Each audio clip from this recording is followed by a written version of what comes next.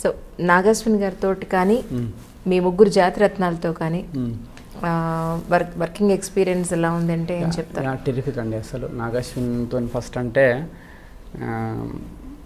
అసలు నాగశ్విన్ అంటే ఇక్కడ ఈగో అనేది ఉండదు అనమాట. అంటే నేను ప్రొడ్యూసరు ఏదైనా నాకు ఇన్పుట్ ఇచ్చిన ఫైనల్గా నా డిసిషన్ అంటే మళ్ళీ నేను దాన్ని యాక్సెప్ట్ చేసినా కానీ వీడు నేను చెప్పినా కాబట్టి యాక్సెప్ట్ చేసినా లేదు నిజంగా వీనికి నచ్చే యాక్సెప్ట్ చేసినా అని చెప్పి ఆలోచిస్తాడు. మళ్ళీ నన్ను 10 సార్లు అడిగిస్తాడు వేరే వాళ్ళ నుంచి. లేదు నిజంగా నాకు నచ్చే యాక్సెప్ట్ చేస్తున్నాను నేను అని చెప్పి అట్లా చాలా ఇన్పుట్స్ ఉన్నాయి నాగశ్విని ఈ మూవీలో. తర్వాత నేను చాలాసార్లు ఫోన్ చేసి థ్యాంక్స్ చెప్దాం అనుకుంటా, కానీ ఆ మూమెంట్ రానియాడు అనమాట. నేను చాలాసార్లు ఫోన్ చేసి అంటే వద్దు మస్తు మాట్లాడినా ఫోన్ పెట్టేసి అంటూ ఉంటారు.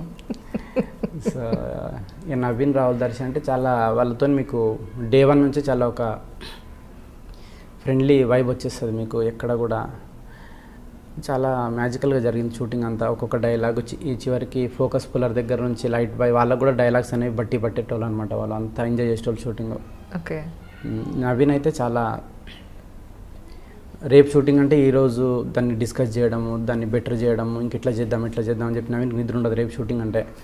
చాలా నాకు నిద్ర ఉండేది కాదు. సో నేను ఫోన్ అప్పుడప్పుడు స్విచ్ ఆఫ్ చేస్తాను నేను.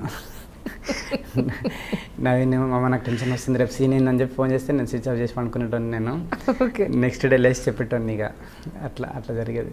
నవీన్ గారు పాపం చాలా ఎమోషనల్ అయినట్టున్నారు కదా? చాలా నాగశ్విని పట్టుకొని ఏడ్చిండు. అదే నన్ను ఎందుకు పట్టుకొని ఏడవలేదని చిన్న క్వశ్చన్ అడుగుతాను నేను. మిమ్మల్ని పట్టుకున్నారు.